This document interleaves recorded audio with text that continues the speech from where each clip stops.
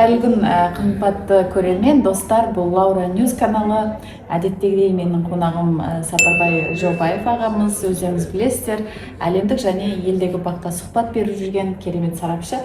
Енді аға, тарихтағы бүгін өте маңызды бір парақшаны жаптық қой. Енді екінші президентіміз келді, сосын үшіншісі, төртіншісі болады. Алла қаласа, бірақ қазіргі Қазақстанның 34 жылдағы тәуелсіздік тарихында, бүгін тәуелсіздік күнінде жазып отырмыз осы сұхбатты. Екі-ақ президент, әзір екінші президент тақта отыр десек болады, тақта деп айтқаным енді кавычках. Енді осы екі кісінің, енді әрине түсінікті, Тоқаев мырза жаңа президент, бірақ енді масштабы үлкен, білімді, көзі ашық адам болғандықтан мен бірінші президентпен және соның экономикалық жолымен елге сіңірген экономикалық еңбегін сіз бағаласаңыз ба деп отырмын.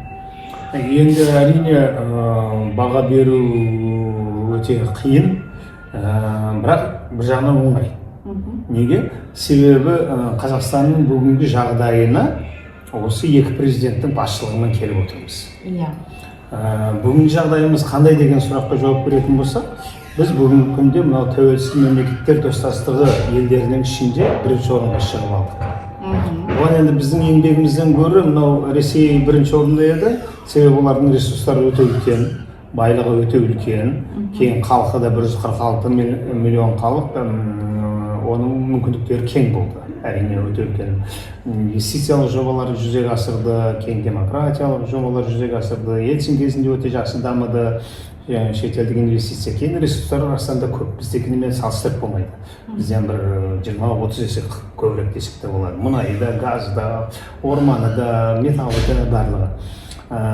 Сол мемлекеттен қазір олар бізден өзі төменге түсіп кетті де, біз бірінші орында болып қалдық. Яғни бұл біздің екі президентіміздің экономикалық саясатына берген баға десек болады.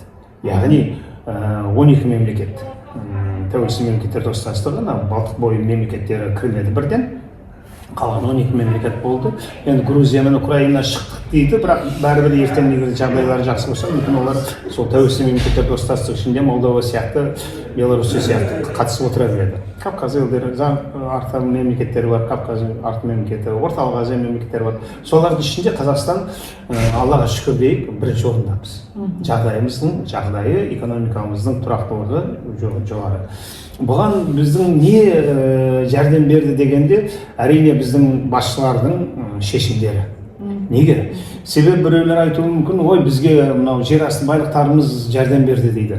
Өкінішті жер асты байлықтары бай мемлекеттер өте көп, бірақ өте кедей жасап жатқан мемлекеттер бар. Мысалы Түркменстан біздің, бұл газдан дүние жүзіндегі ең бай мемлекеттердің біреуі. Бірақ халқының жағдайын енді біз бауырлас мемлекет болған екен жасырмастан айта берейік.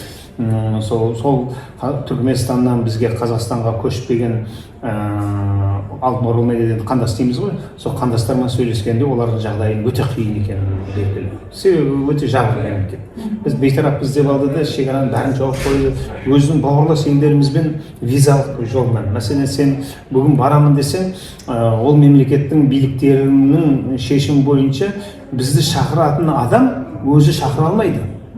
Сол мемлекеттің бір миграциялық полициясынан рұқсат алу керек екен. Қандай нәрсе? Бізге мәселен Өзбекстанды, Қырғызстанды кез келген уақытта келіп, біз өзіміз Өзбекстанға барып, ешкімнен сұрамастан барып келе береміз. Ол сондай мемлекет болды. Сол саясатты, енді мен мысал ретінде айтып жатырмын, сол саясатты біздің президенттеріміз жасады ғой. Яғни көп мемлекеттер, Венесуэла сияқты мемлекеттер, Нигерия сияқты мемлекеттер мұнайға өте бай, бізден де бай. Бірақ олардың жағдайы бізден өте көп нашар. Сол олардың биліктерінің, сол кездегі билігі, қазіргі билігінің бір өздерінің саясаты ерекше. Ал біздің билік әрине біз енді кейбір уақыттарда көңіліміз толмайды, ал бірақ негізінен Қазақстанның жағдайы тәуелсіз мемлекеттердің ішіндегі ең жақсы деп айтсақ болады. Бұл біздің бірінші президентімізге берілетін баға десек те болады. Осы. Яғни біз ашық экономикалық, ашық инвестициялық саясатты жүргізе алдық. Біздің президенттің беделі, авторитеті кезінде өте жоғары болды.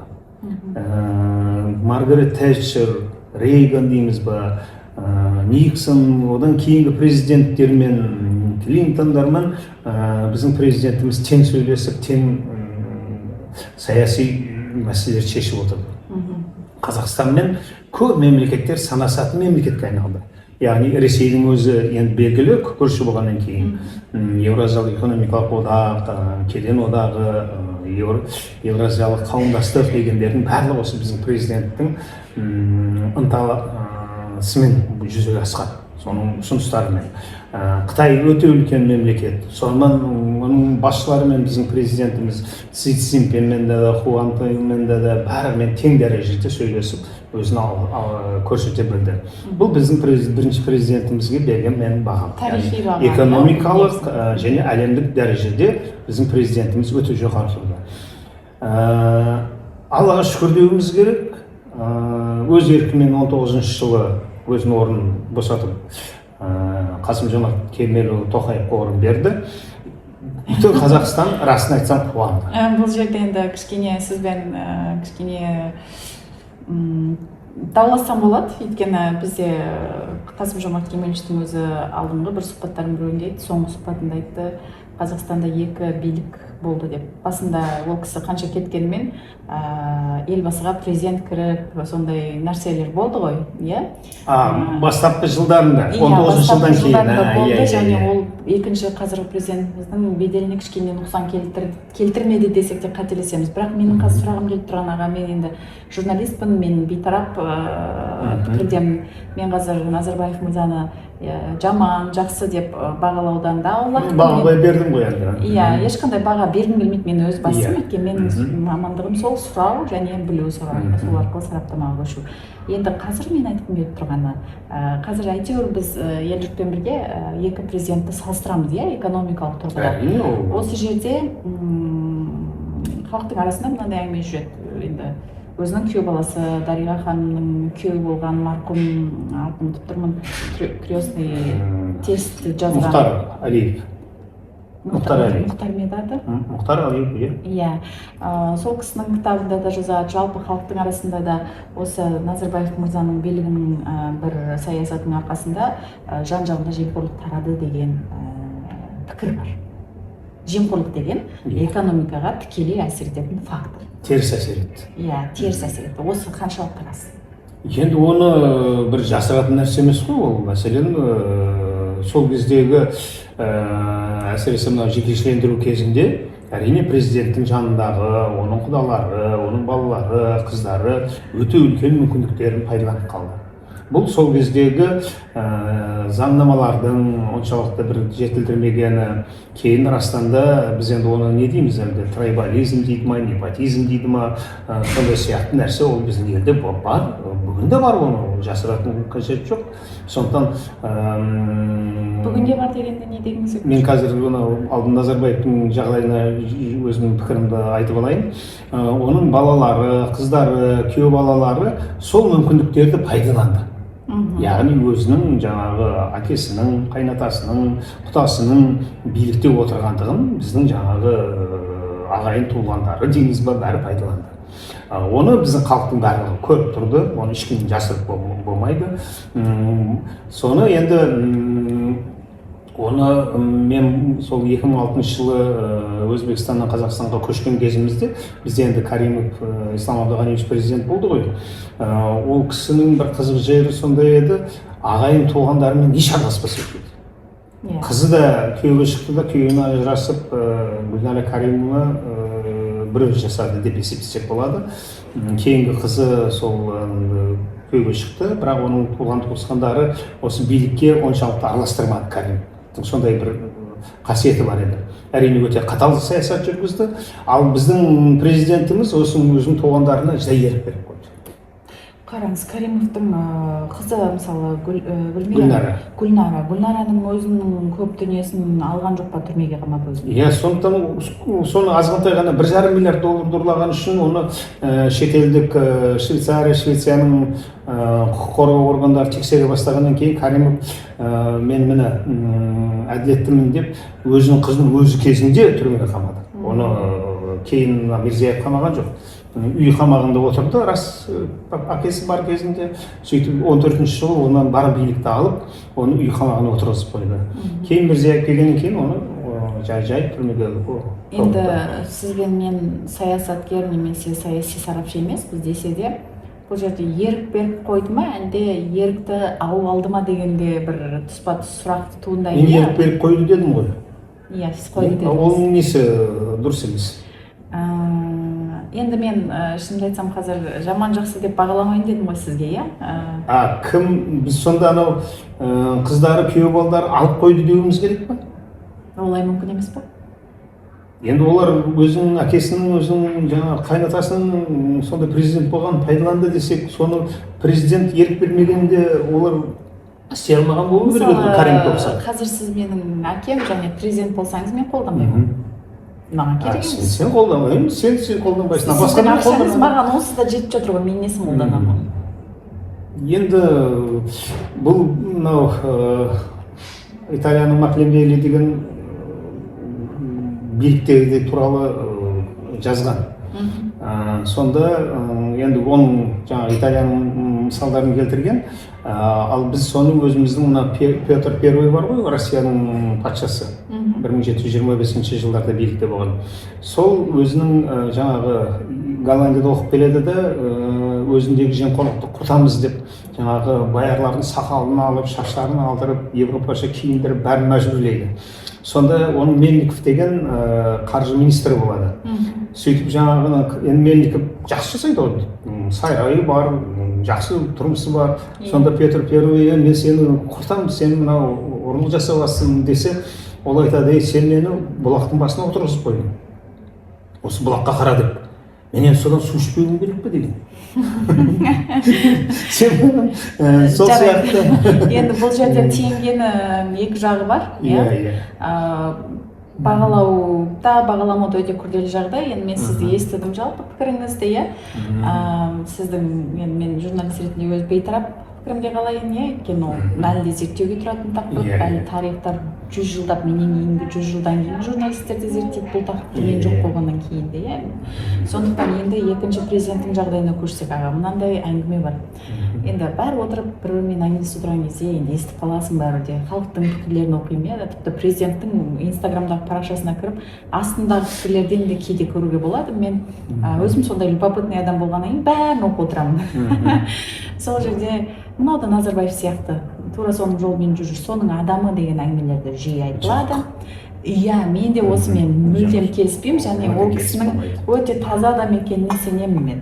Білімі, статусы, шетелдік, международный деңгейдегі адам екеніне сенемін, интеллект жағынан да өте жоғары тұрғыда адам екеніне де сенемін. Сондықтан енді осы кісінің де туыстары жеп жатыр, ол да туыстарға бөліп беріп жатыр деген әңгімені де естідім.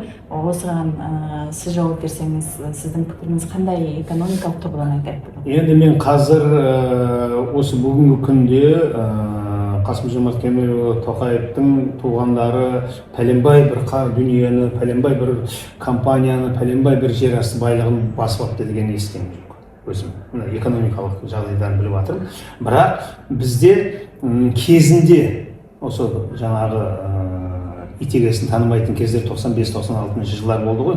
Сол кезде басы билеп алған олигархтар әлі отыр десек болады.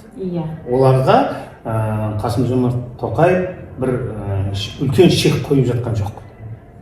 Қоя алмай жатқан шығар. Енді қоя алмайды деп айтамаймын. Биліктегі адам кез келген нәрсені істейді. Мәселен, Масимовты түрмеге тоғыту бұл өте үлкен нәрсе.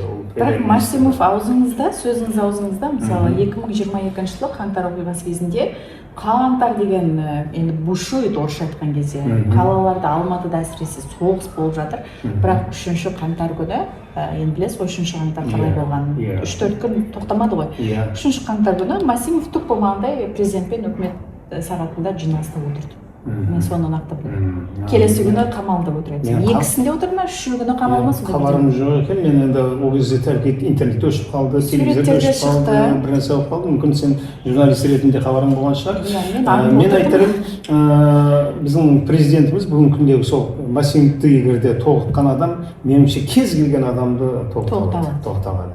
Бірақ оның егерде өте бір жаңағы бізде бір заңнамалық негізде сол жаңағы 95-96 жылдардағы меншік бөлінгеннен кейін арнаулы қаулылармен бәрі заңды түрде иеленді, жаңағы олигархтардың нәрсесі да. Соларды 2006-2007 жылдарда, кейін 2011-де меніңше легализация жасағанбыз, заңдастырғанбыз.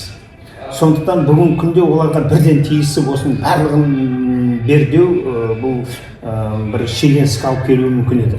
Бірақ президентіміз мынау шетелге кеткен қаржыларды, заңсыз иеленген қаржыларды қайтару мәселесін көтерді.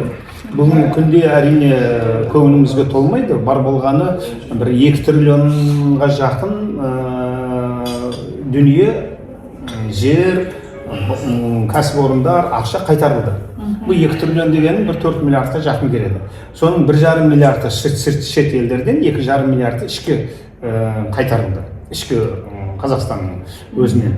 Енді шет елдерден қайтарылған сол 1,5 миллиард аз ба көп па дегенде әрине көңіліміз толмайды. Себебі менің төлем балансымен шұғылданатын мамандығым бар.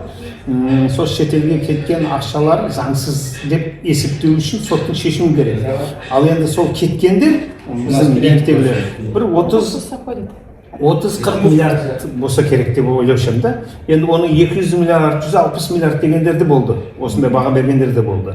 Біреулер 400 миллиард дегендер де болды. Ондай емес. Оншалықты Қазақстаннан шығып кету мүмкін емес еді. Ал енді сонда бір 30-40 миллиард болса, содан бар болғаны 1,5 миллиардты қайтты дегеннің өзі бұл көңілімізге қаяу салады. Көңіліміз толмайды. Енді оларды неге сол қайтару комиссиясы бар еді? 3 комиссия болды. Үкіметтің жанындағы комиссия, үкімет мүшелерінен, кейін прокурордың жанындағы комиссия, қоғам қайраткерлерінен, кейін оларды сол қайтқан ақшаны басқару компаниясы құрылды. Жауапкершілігі шектеулі серіктестік дейді. Осы үшеуі осы шетелден қайтатын ақшалармен шұғылданған еді. Қазір оны инвесторларды қорғау комитетіне айналдырып жіберді. Осы сәл қызық болып қалды. Неге біз енді шетелден бәрін қайтарып болып қалдық па, яғни енді бұдан былай қайтармаймыз ба деген әңгіме жауапсыз қалды. Бұл енді мен ойлаймын саяси бір шешім болған болса керек. Бұған да жаңағы сен өзің айтқандай уақыт жауап береді. Енді ағам қысқа ғана осы жерде бір сұрақ қойып өтсеңші. Жаңа енді түсінікті, екеуі де екі картина, мына жағы кішкене жемқорлыққа бейімдеу болып тұр, мына кісі енді әділет тілеу жұмыс істеп жатыр. Сіз экономикалық жол дегенде, мысалы Назарбаев мынаны істеді экономикалық тұрғыдан, Тоқаев мынаны істеп жатыр деп жауап бере аласыз ба? Енді екі президенттің былай осы стратегиялық жоспарлары бойынша Қазақстан өте дұрыс саясат алып барды десек болады экономикалық. Себебі мен бағана басында айттым ғой, біз бірінші орынға шыққанымыздың өзі бекер емес. Әрине біздің мүмкіндіктеріміз одан да жоғары болды. Мынау Шығыс Европа, Польша, Чехословакия, Словакия дейміз, Чехия дейміз, Венгрия сияқты мемлекеттерде жақсырақ болар еді. Бірақ енді болар іс болды. Бүгінгі күнде осы мынау біздің бірінші президентіміз ашық экономиканы, ашық инвестициялық саясатты жүргізді. Жекешелендіру мәселесі, әсіресе қаржы жүйесінде жекешелендіру өте жақсы болды. Яғни бізде бүгінгі күнде мемлекеттік банк тек қана екеу ғана. Яғни 21-22 банк бар екен, соның отбасы банк пен Қазақстан даму банкі ғана мемлекеттік, қалған бәрі жекешелендірілген. Осы біздің қаржы жүйеміздің өте шарықтап бірінші орында тұрғанының себебі. Көп мемлекеттер бұны игере алмады. Кейін екінші, бізде мынау жер асты байлықтарымызды игергенде де көп инвесторларды шақырып, әділетті жұмыс істейтін Батыс Европа, Америка сияқты компанияларға бергені біздің президентіміздің өте жеңістігі болды. Мен мәселен салыстырамын, біз енді бірінші екінші орында Ресейміз ғой, ал Ресей нефть, Ресей мұнайы, Газпром, жаңағы Миллер, Сейшиндер, олардың бәрі мемлекеттік болып қалды. Осы бүгін Ресейдің өте жағдайына, қиын жағдайға болып тұрған жемқорлық үлкен болуына осы сылтау болды. Мен енді өзім Өзбекстанда болған кейін Өзбекстанда айтып кетпесем болмайды. Өзбекстанда бүгінгі күнге дейін қаржы жүйесінің 80% мемлекеттің қолында. Бұл өте жақсы емес.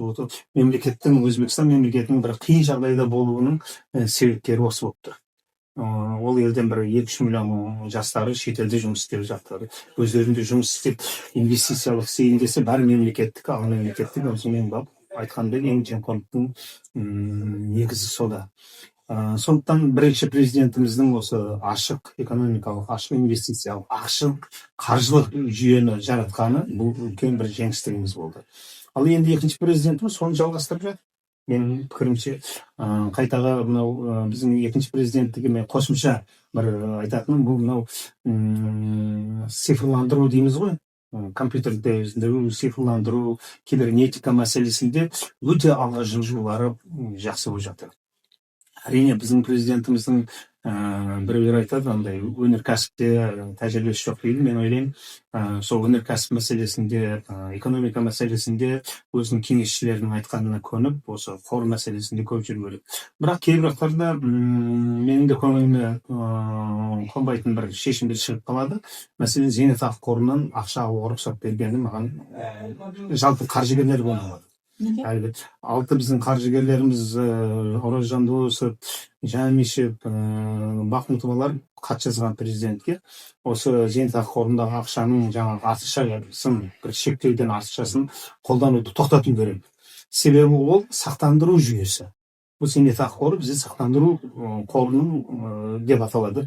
Ал сақтандыру ақшасын тек қана сақтандыру оқиғасы болған кезде ғана қолдануымыз керек. Яғни адамдар зейнетке шыққанда ғана қолдану керек. Ол біздің инвестициялық әлеуетіміз еді. Ал одан біз 3,5 триллион ақшаны құрылысшыларға беріп, үйлердің бағасын қымбаттатып жіберіп, халықты байларын байытып, кедейлерін кедейлетуге бір септік болды. Осы шешімі өте халықтың наразылығына тудырды. Енді әрине басқа шешімдерінен мен ойлаймын, инвестициялық саясаты, халықаралық дипломатиялық саясаты қазіргі президентіміздікі, әсіресе осы цифрландыру, транспортқа көбірек көңіл бөлу, логистикаға көбірек көңіл бөлу, көрші мемлекеттермен тату тәтті саясат жүргізу. Мәселен, біз Өзбекстан, Қырғызстан, Түркия, Әзербайжанмен одақтастық келісіп шарттарға қол қойдық. Яғни бір-бірімізді қолдап қуаттаймыз деген сияқты. Қақтығыстардан өте абай болуымыз. Бірақ сонда да біздің президентіміз өз пікірлерін ашық айтып, кез келген жерде, форумдарда Қазақстанның беделі дәрежесі сақтап отыр. Енді соңғы сұрақты қояйын, жаңағы 4-ші тақырыбымызды байланыстыра салайын. Енді ТМД елдер дедік, жарайды, өзіміздің Өзбекстан, Қырғызстан дегенде мен Қазақстанды салыстырмай қойып, Қазақстанды Европамен салыстырып айтсаңыз, қандай дәрежеде, және де мысалы жемқорлық болмағанда Қазақстан Дубай сияқты мемлекет болады деген пікір бар. Мен бірден жауап берейін. Қазақстан жемқорлық болмағанда Дубай сияқты мемлекет бола алмас еді. Неге? Себебі біз демократиялық, нарықтық, әлеуметтік мемлекетпіз. Яғни бізде демократия деген сөз бірінші орында тұрады. Яғни халықтық сайлауы, халықтың қалауы, әрине енді сайлаулар кейбір кездерде келеңсіз болғанымен, бірақ бәрібір сайлау өткізу, жаңағы депутаттарды сайлау, олардың шешімдерін қарау, президентті сайлау, әкімдерді сайлау, қазіргі кезде бізде жүзеге жүзіп жатыр. Ал енді Дубай, Катар, Сауд Арабиясы, Оман қазір қосылды. Оларда сайлау деген нәрсе жоқ. Партия деген нәрсе жоқ. Кәсіподақ деген нәрсе жоқ. Ол бір шейхтің мемлекеті. Монархия.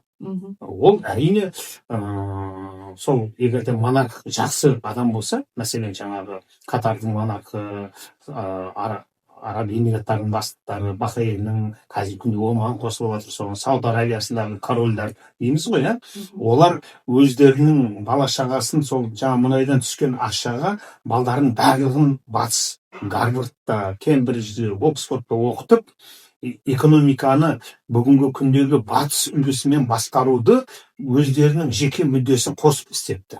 Иә. Ал бізде жеке мүдде деген біздің басшыларда аз болу керек, өте аз болу керек. Жеке мүдде болмау керек десек те болады. Себебі біз айланып қойдық па, ол мынау Америка сияқты әр 4 жылда, әр 8 жылда ауыстырып тұру керек. Мына президентіміз айтып жатыр ғой, 29 жыл мен кетемін деп. Сондай ауыспалы болатын болса, ол жемқорлыққа апармайды. Ал егер де жаңағы Дубайда ол өмір бойы өзінің елі. Ол мынандай, Дубайда бүгін күнде 8 миллион халық жасайды дейді, соның 2 миллионы өте бай жасайды да, ал қалған 6 миллион адам соларға еңбек етеді. Ондай жүйе бізге керек емес. Сондықтан біз Дубай бола алмаймыз да, болғымыз да келмейді. Шақыраған түріне қарап қызығып қойып. Біз енді мынау неге Шығыс Еуропа елдеріне қызығуымыз керек. Мәселен, Польша бізге ұқсаған, өте халқы да көп, жері де кең, ауыл шаруашылығы да дамыған, сәл солтүстігі қысы бар, қары бар деген сияқты. Швеция, Финляндия енді олар өте сәл бұрыннан капиталистік дүниеге келіп жатқан мемлекет, демократиясы өте дамып кеткен. Біз олармен енді үлгі алсақ болады, бірақ олармен өзіміз салыстырмауымыз керек. Мына социалистік мемлекеттердің, мәселен жаңағы Чехия, Польша, Венгрия, Словакия сияқты мемлекеттермен біз өзіміз салыстырсақ болады. Біздің мүмкіндігіміз бар сол мемлекеттердің дәрежесін жасауға. Бірақ бүгінгі күнде, мәселен, Литва, Эстония, Латвиядан біз екі есе сәл кедейірек жасап жатырмыз. Европамен салыстырып, батыс Европа емес, шығыс Европадағы мемлекеттер, бұрынғы социалист жүйеден шыққан мемлекеттерден біз екі есе сәл нашар жасап жатырмыз. Неге? Себебі біздегі жаңағы жемқорлық дейміз ба, авторитарлық жүйе, сайлау жүйесі әлі кенже. Соған егер де шығатын болсақ, біз сол елдердегідей өнеге алып, бізде 2012 жылы Европаға жол деген үлкен бағдарлама қабылданған. Сол бағдарлама бойынша біз мынау жергілікті билікке, жергілікті бюджетке, жергілікті мемлекет басқару көбірек билік беруіміз керек. Көбірек оларға жүгінуіміз керек. Бәрін Астанаға, орталыққа жиі ала берместен. Ал бізде сол барлығын 90-шы жылдардағы бір аласапыран кез болды, сол кезде бәрін ортаға жиналдық та, ол кезде дұрыс болды. Қорғаныс, тәртіп, барлығы инвестициялар орталықтан шешілді. Ал бүгінгі күнде енді біз өзіміздің өңірлерге көбірек көңіл бөлсек, оларға билікті көбірек берсек, оларға қаржыны көбірек берсек, еркіндік беретін болсақ, бізде даму жолына барамыз. Осы Шығыс Еуропа мемлекеттерінің тәжірибесі. Себебі бұған айтып жатқаным, біздің бүгінгі күнде 20 өңір бар ғой, 17 облыс, 3 мегаполис қала. Соның тек қана 3-еуі ғана өзін-өзі жаңағы біз мүмкіндік берген билікпен қаржымен қанағаттандырады, өздеріне жетеді. Қалған 17-сіне біз республикадан жалындырып ақша береміз. Бұл дұрыс емес. Иә. Тамаша. Енді барлық сұрақтарыма жауап алған сияқтымын, қанағаттанып отырмын. Әлі де қортамыз. Шығарылымды тыңдаймыз, достар. Сұрақтарыңыз болса жолдайсыздар. Пікір қалдырып, лайк басып, бізге тіркеліп отырыңыздар. Сізге келіп бізбен осыншама ақпаратпен бөлісіп жүргеніңізге, халықтың көзін көкірегін ашып жүргеніңізге көп алғыс айтамын. Сіздерге де көп рахмет, көрермен болып бізді қарап жүргендеріңізге. Қарай жүріңіздер тағы да, көбейе берейік. Сау болыңыздар. Сау болыңыздар.